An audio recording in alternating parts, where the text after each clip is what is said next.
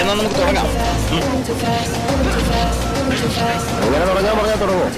ഇപ്പൊ തോമാച്ചായ നിർത്താൻ പറഞ്ഞാൽ ഞാനങ്ങ് നിർത്താം.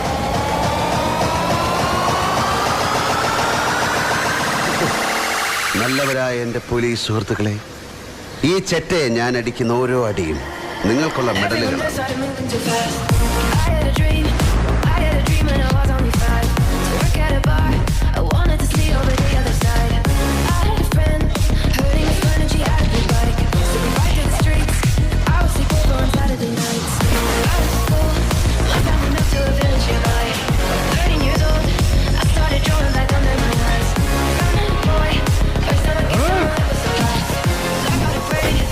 Everyone there started moving too fast.